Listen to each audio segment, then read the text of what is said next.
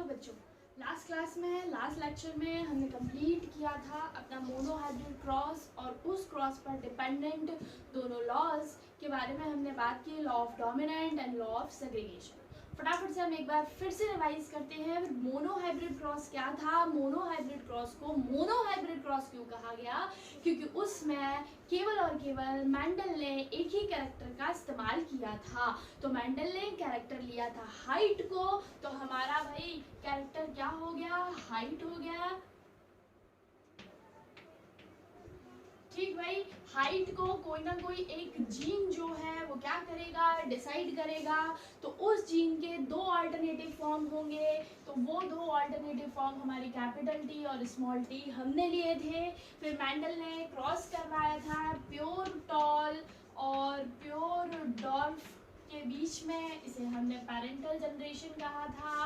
फटाफट याद कीजिए, ये हमारी मैन और ये फीमेल, ये तो ये मेल हो गया, ये फीमेल हो गया। इनके गैमीट्स का फॉर्मेशन हमने सीखा था।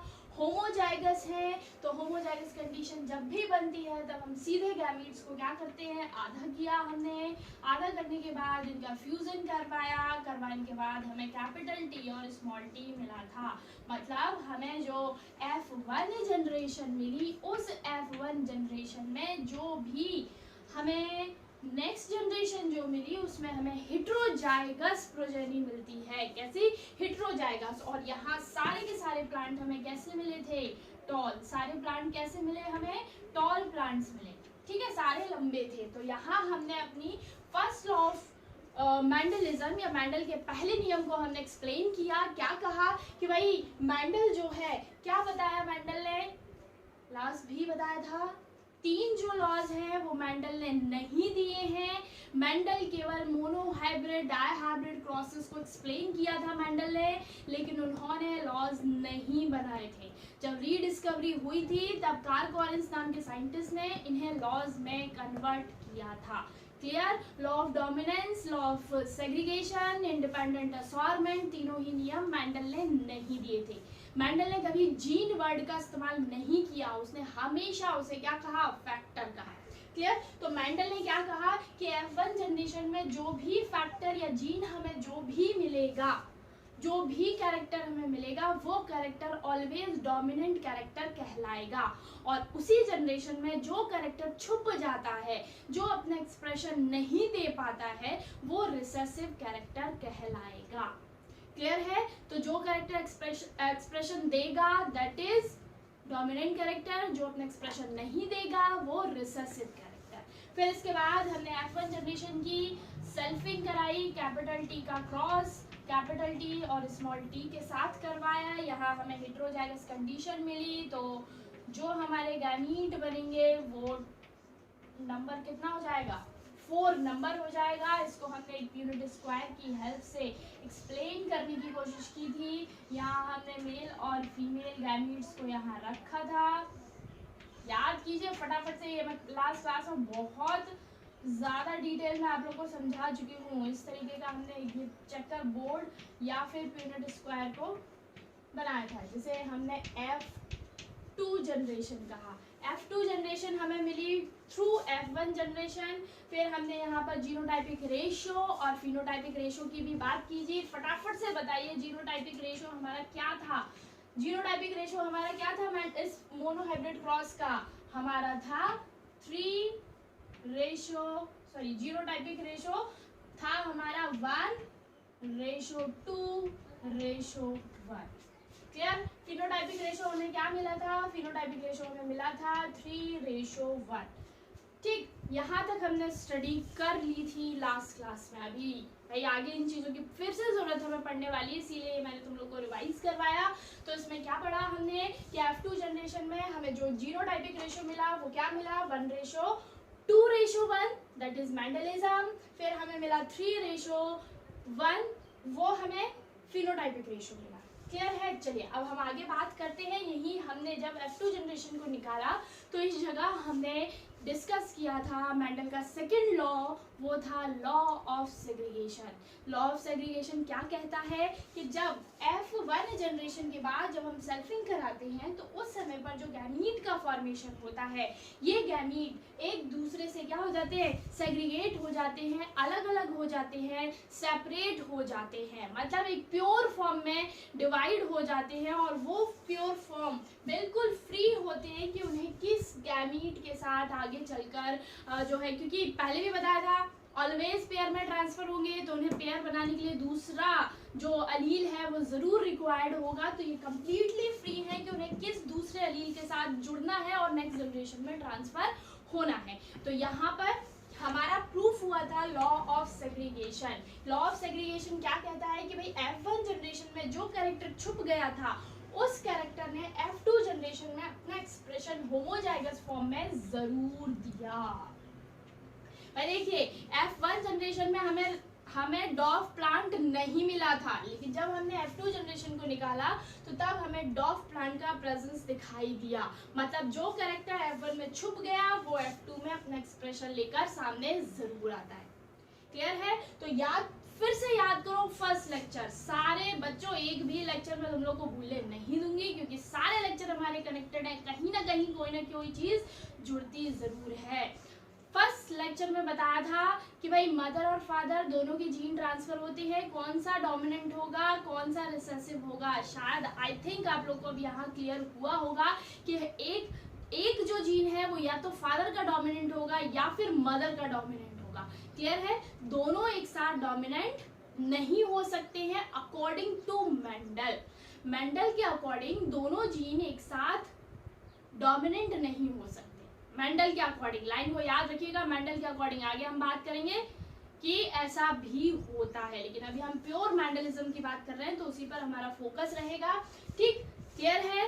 अब हम कुछ छोटे छोटे क्रॉसेस के बारे में हम बात करेंगे। इसके बाद हम उठाते हैं सबसे पहले बैक क्रॉस, कि बैक क्रॉस क्या होता है। तो बैक क्रॉस पहले हम F1 जनरेशन तक पहुंचते हैं। इस कैपिटल टी ये हो गया स्मॉल टी, इनकी क्रॉसिंग कराई हमने, सॉरी गैमीट का फॉर्मेशन हुआ, यहाँ कैपिटल टी बना, यहाँ पे स्मॉल टी बना, फिर फर्टिलाइजेशन हुआ स्मॉल टी, और हमें यहाँ पर मिल गई F1 जनरेशन। आई थिंक आपको अब ये चीज आपको बार बार एक्सप्लेन करने की जरूरत नहीं होगी। ठीक है भाई? Parental generation, F1 generation. ठीक, अब बैक क्रॉस क्या होता है? बैक क्रॉस पीछे जाना, बैक मीन्स पीछे, मतलब कहीं ना कहीं रिलेशन पिछली जनरेशन से जरूर होगा। क्लियर? तो क्या हुआ, जब हम F1 जनरेशन की क्रॉसिंग, ध्यान से सुनिएगा, जब हम F1 जनरेशन की क्रॉसिंग पेरेंटल जनरेशन के किसी भी पेरेंट से कराएं, किसी भी पेरेंट से, वो क्या हो सकता है, डोमिनेंट हो सकता है, मतलब होमोजाइगस डोमिनेंट पेरेंट हो सकता है, heterozygous recessive parent, sorry homozygous recessive parent भी हो सकता है। मतलब F1 जनरेशन की क्रॉसिंग आप कैपिटल टी से करा सकते हैं, वहीं F1 जनरेशन की क्रॉसिंग आप स्मॉल टी किसी से भी करवा सकते हैं। उसे कहा जाता है बैक क्रॉस। मतलब बैक, पिछली जनरेशन के पास चले जाओ, इसकी क्रॉसिंग या तो इससे करवाइए या फिर इससे कराइए, तो उसे हम क्या कहेंगे, बैक क्रॉस कहेंगे। क्लियर है? चलिए हम आगे बढ़ते हैं। अब जरा इसे चार्ट के थ्रू हम समझेंगे। हमारे पास दो केसेस बनते हैं इसमें। क्या केसेस बने? F1 जनरेशन की क्रॉसिंग हमें करवानी है हमारे होमोजाइगस डोमिनेंट पेरेंट से। दूसरा केस बनता है F1 जनरेशन की क्रॉसिंग करानी है हमें होमोजाइगस रिसेसिव पेरेंट से। Both are back cross, always याद रखिए। फटाफट से हम आगे बढ़ते हैं। क्या था हमारा F1 generation? Capital T small T की क्रॉसिंग कराइए कैपिटल टी से, बनाइए फटाफट से।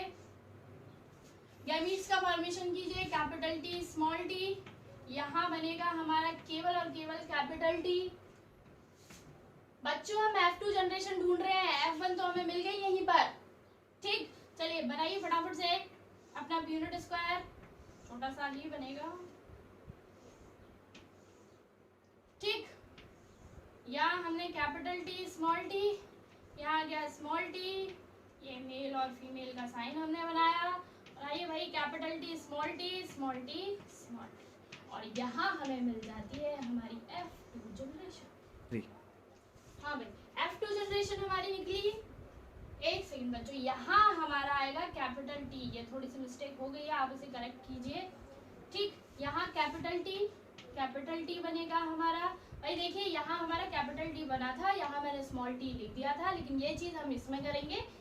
देखिए कैपिटल टी यहाँ आ गया, कैपिटल टी और स्मॉल टी आ गया। ठीक है, अब बिल्कुल करेक्ट है हमारा। तो यहाँ हमारी F2 जनरेशन हमें मिल जाती है। अब इस F2 जनरेशन में हमें क्या मिला, ध्यान से देखिए, वही बात करेंगे हम फिनोटाइपिक रेशो और जीनोटाइपिक रेशो की हमारी। तो यहाँ हमें फिनोटाइपिक रेशो क्या मिलता है, देखिए भाई हमें प्लांट मिला टॉल, ये प्लांट भी कैसा होगा, टॉल। कैपिटल टी डोमिनेंट है, अपना एक्सप्रेशन जरूर देगा। तो कैपिटल टी ये होमोजाइगस टॉल है, ये हमारा हेटेरोजाइगस टॉल है। मतलब इसमें भी F2 जनरेशन में भी हमें क्या मिल रहा है, हमें सारे के सारे प्लांट्स कैसे मिल रहे हैं, डोमिनेंट मिल रहे हैं, सारे के सारे प्लांट टॉल मिल रहे हैं। क्लियर। तो यहाँ हमारा क्या हो गया, 50% जो प्लांट्स हैं, 50% जो प्लांट है वो हमारे होमोजाइगस टॉल होंगे और 50% जो प्लांट है वो हमारे हेटेरोजाइगस टॉल होंगे। क्लियर। रेशो क्या मिलेगा, 1:1, क्योंकि सारे ही टॉल हैं, तो उसमें हमें कोई रेशो, देखिए फिनोटाइपिक रेशो तो हमें मिलने का कोई सवाल ही नहीं उठता ना, क्योंकि सारे के सारे टॉल हैं। F1 जनरेशन में हमने कोई फिनोटाइपिक रेशो की बात की नहीं की, क्योंकि सारे ही लंबे थे, छोटा कोई था ही नहीं, रेशो हम निकालें किसके साथ। क्लियर। तो जीनोटाइपिक रेशो यहाँ हो सकता है, जीनोटाइपिक रेशो हमारा 1:1 रहेगा, क्योंकि 50% टॉल है हमारे लेकिन होमोजाइगस है, और यहाँ 50% कैसे हैं, हेटेरोजाइगस टॉल जो है वह हमें देखने को मिलेगा। चलिए अब हम दूसरी कंडीशन की बात करते हैं। तो दूसरी कंडीशन में हम क्या करेंगे, कैपिटल टी स्मॉल टी की क्रॉसिंग कराइए स्मॉल टी से। ठीक, यहाँ पे जीन्स का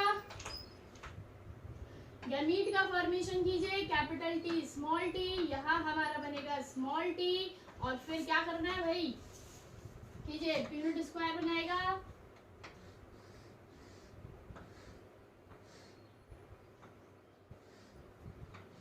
capital T small T small T small T, capital T small T small T small T, और हमें मिल गई F2 जनरेशन। देखिए भाई जो गलती हमारी पहले हुई थी वो ये थी।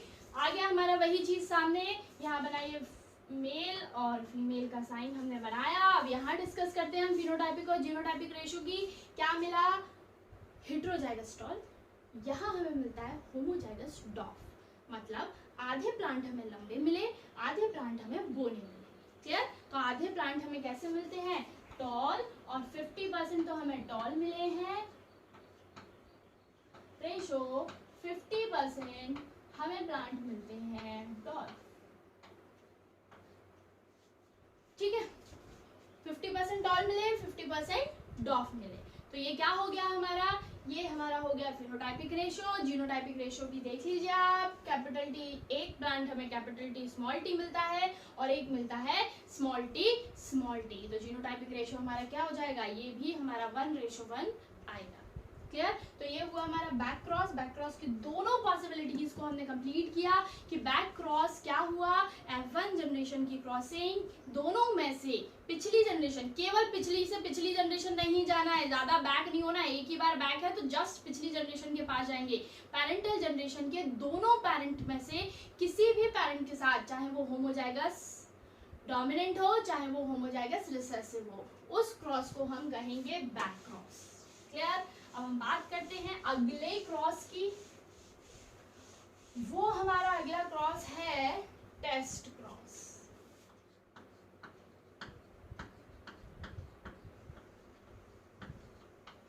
क्लियर। बैक क्रॉस कंप्लीट हुआ, टेस्ट क्रॉस क्या है, टेस्ट क्रॉस भी ऑलमोस्ट बैक क्रॉस की एक ही कंडीशन है हमारी। इसमें हम क्या करेंगे, जब F1 जनरेशन की क्रॉसिंग, ध्यान से, F1 जनरेशन की क्रॉसिंग हम करवाएं होमोजाइगस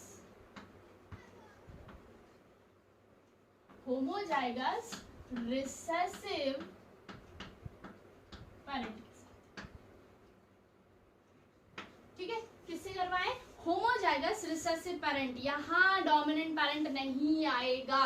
ठीक, किससे करवानी है हमें क्रॉसिंग? होमोजाइगस रिसेसिव पेरेंट से करवानी है। तो F1 जनरेशन में हमें मिलता है कैपिटल T स्मॉल t। ठीक, और होमोजाइगस रिसेसिव पेरेंट था हमारा स्मॉल t स्मॉल t। ठीक है, यहाँ हमारा गैमीट का फॉर्मेशन याद कीजिए, अभी हमने बैक क्रॉस में निकाला है ये सब कुछ।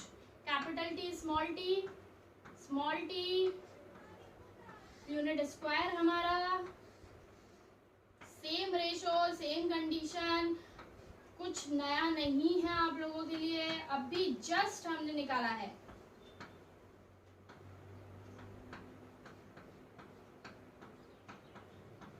ये F2 जनरेशन। क्लियर? तो क्या मिला? अभी लास्ट हमने डिस्कस किया है। ओवरऑल क्या हुआ भाई? यहाँ पे हमें 50% प्लांट टॉल मिले, 50% प्लांट हमें डॉफ मिलते हैं। तो ये हुआ हमारा टेस्ट क्रॉस। देखिए भाई क्या सीखा हमने दो क्रॉसेस के बारे में बात की, दो क्रॉसेस के बारे में बात की। एक था टेस्ट क्रॉस, तो दूसरा था हमारा बैक क्रॉस। ठीक है, तो क्या देखा? देखो फटाफट से हम फिर से वहां तक पहुंचते हैं मेंडल के शुरुआत से। यहाँ हमें कैपिटल T मिलता है, यहाँ हमें स्मॉल t। बच्चों बार बार बनाने से अपने आप तुम लोगों को ये सब कुछ लर्न हो जाएगा। ये थी हमारी F1। ठीक है, देखिए बैक क्रॉस क्या था? या तो इसके साथ करवाइए क्रॉसिंग या इसके साथ करवाइए। क्लियर? टेस्ट क्रॉस क्या था कि F1 जनरेशन की क्रॉसिंग केवल और केवल आपको किसके साथ करवानी है? आपको करवानी है केवल और केवल होमोजाइगस रिसेसिव पेरेंट के साथ। मतलब ये है हमारा टेस्ट क्रॉस। क्लियर? तो देखिए बैक क्रॉस भी तो इंक्लूड हो रहा है, तो हम यहाँ से क्या मोरल निकालते हैं कि हर टेस्ट क्रॉस बैक क्रॉस होता ही है। कोई भी टेस्ट क्रॉस लीजिए वो बैक क्रॉस जरूर होगा, लेकिन इसका 22% कभी सही नहीं होगा। ऐसा उल्टा भी मत लगा लेना कि बैक क्रॉस टेस्ट क्रॉस होता है, नहीं, क्योंकि बैक क्रॉस ये भी होता है लेकिन ये टेस्ट क्रॉस नहीं होगा। समझ में आ रही है ना बात? क्या है कि हर टेस्ट क्रॉस बैक क्रॉस होगा, लेकिन बैक क्रॉस टेस्ट क्रॉस हो ये कोई श्योरिटी नहीं है। हो भी सकता नहीं भी हो सकता। अगर रिसेसिव के साथ करा रहे हो तो है, नहीं करा रहे हो तो नहीं है। क्लियर है? दोनों क्रॉसेस क्लियर है अब आप लोगों को? बैक क्रॉस दोनों पेरेंटल जनरेशन में से किसी के भी साथ करवाइए।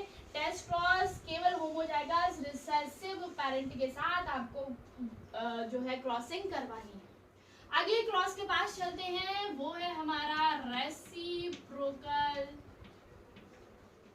क्रॉस। हमारी 10th क्लास में मैथ्स थोड़ी बहुत पढ़ी होगी, रेसिप्रोकल के बारे में बात भी की होगी। क्या होता है उल्टा करना, बस उसी चीज को आप यहाँ अप्लाई करेंगे। पहले भी हम बात कर चुके हैं, पी प्लांट का जो फ्लावर होता है वो कैसा होता है? बताइए फटाफट बताइए, कैसा होता है? बिल्कुल सही, बाइसेक्सुअल फ्लावर होता है। कैसा होता है? बाइसेक्सुअल फ्लावर, मतलब मेल और फीमेल दोनों ही जो ऑर्गन्स हैं वो एक ही फ्लावर के अंदर प्रेजेंट होते हैं। मतलब गाइनोशियम भी एक ही फ्लावर के पास है और जो एंड्रोशियम है वो भी उसी फ्लावर के पास है। मतलब हम उस फ्लावर को मेल और फीमेल दोनों तरीके से इस्तेमाल कर सकते हैं ना। जब हमें मेल पार्ट की जरूरत थी हमने उसे मेल बना दिया, जब हमें फीमेल की जरूरत थी हमने उस फ्लावर को फीमेल बने रहने दिया। क्लियर? तो बस इस चीज को यहाँ अप्लाई कीजिए। मैंने एक फ्लावर लिया, लेते हैं एक एग्जाम्पल कि हमारे पास एक फ्लावर है capital T small t small t। ठीक है, ये हम एक एग्जाम्पल ले रहे हैं। यहाँ पे अब क्या हुआ, मैंने इस प्लांट को इस्तेमाल किया मेल की तरह। मतलब इसमें से जो गाइनोशियम था उसको हटा दिया, केवल ये फ्लावर कैसा काम कर रहा है? एक मेल फ्लावर की तरह वर्क कर रहा है, और इसका इस्तेमाल किया हमने फीमेल फ्लावर की तरह। ठीक है, इसमें से एंड्रोशियम को हटा दिया।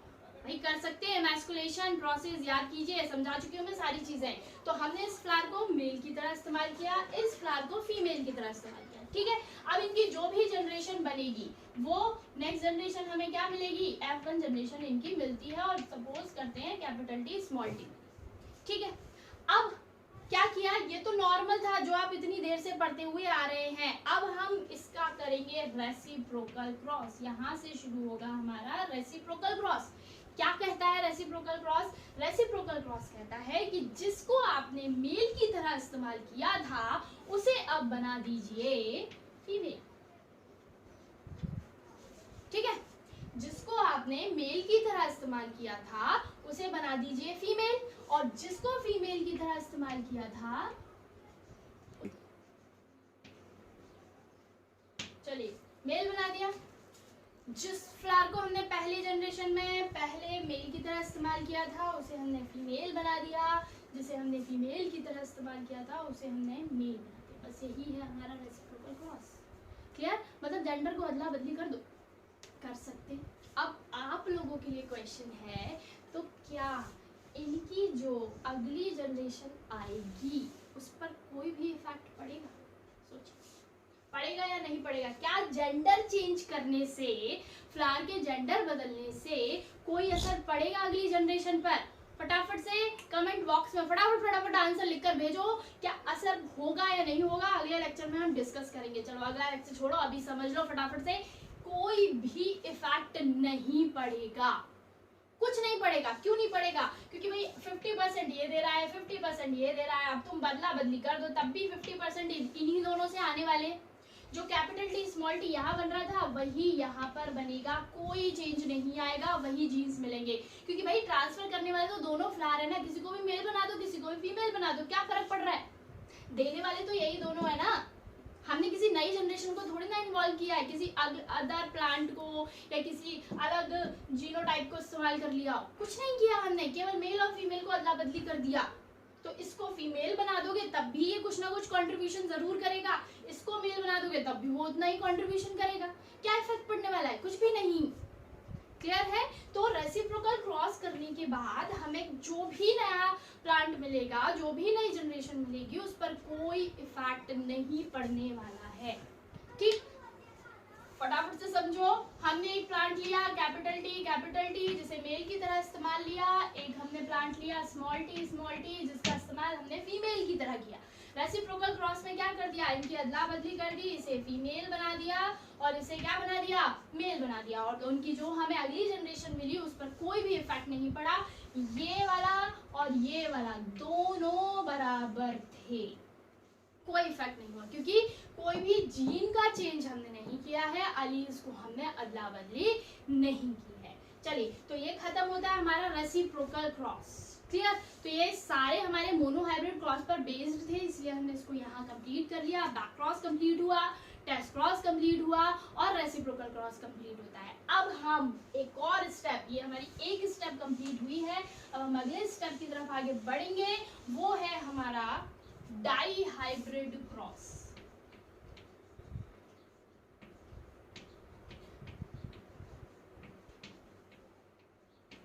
ठीक है भाई, mono hybrid, di hybrid. Mono मतलब 1, डाई मीन्स 2, मतलब अब हम बात करने वाले हैं दो कैरेक्टर्स के बारे में। ठीक, दो कैरेक्टर उठाएंगे मतलब दो जीन मतलब 4 अलील। हर एक जीन का दो क्या होंगे? अल्टरनेटिव फॉर्म होंगे अकॉर्डिंग टू मेंडल के। एक जीन, एक कैरेक्टर, उसके दो अल्टरनेटिव फॉर्म। ठीक है, हमेशा याद रखना, मेंडल ने ऐसा ही कहा था। तो डायहाइब्रिड क्रॉस क्या हो गया? डायहाइब्रिड क्रॉस हो गया हमारा जिसमें हम एक से ज्यादा मतलब दो कैरेक्टर की बात करेंगे। तो इसमें दो कैरेक्टर का डिस्कशन हम करते हैं। हम कैरेक्टर ले लेते हैं, सीड के बारे में बात करते हैं। अब हम बहुत हमने हाइट वाइट के बारे में बात कर ली, तो एक कैरेक्टर लेते हैं हम सीड की, लेते हैं शेप। ठीक है भाई, दूसरा कैरेक्टर हमने ले लिया है सीड का कलर। ठीक है, पहला कैरेक्टर हमारा क्या हो गया? सीड की शेप, और दूसरा कैरेक्टर हो गया सीड का कलर। अब शेप और कलर दोनों को अलग अलग जीन जो है वो क्या करेंगे भाई? कोई ना कोई जीन शेप को डिसाइड करेगा कैसी शेप होनी चाहिए, एक जीन जो है वो कलर को डिसाइड करेगा कि कैसी कलर होना चाहिए। टेबल याद रखो, हमने बात की थी व्हाइट और पर्पल की, हमने बात की थी फ्लावर कलर था वो व्हाइट और पर्पल। ठीक है, शेप के बारे में हमने बात की थी राउंड एंड रिंकल। आप लोग को पहले से ही पता है which one is dominant and which one is recessive, आपको जानते हैं, लेकिन मेंडल ने कैसे निकाला वो भी अब आप लॉ ऑफ डोमिनेंस से समझ गए हो, ठीक है।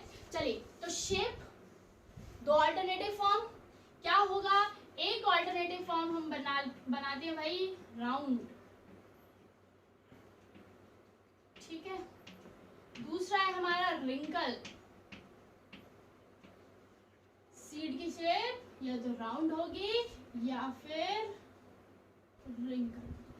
भाई आप लोगों ने देखा होगा एक मटर का सीड, मटर का जो बीज है वो बिल्कुल गोल है, राउंड शेप में है, ठीक है। और दूसरा मटर का बीज बेचारा सिकुड़ गया है, रिंकल पड़ गए हैं, ठीक है, अच्छे से वाटर कंटेन जो है उसके अंदर कम था, स्टार्च का प्रॉपर फॉर्मेशन नहीं हुआ, ठीक, तो उसका शेप कैसा रह गया, रिंकल्ड रह गया। कलर की बात करें, अब कलर लेते हैं, कलर भी एक लेते हैं हम येलो और दूसरा हमने लिया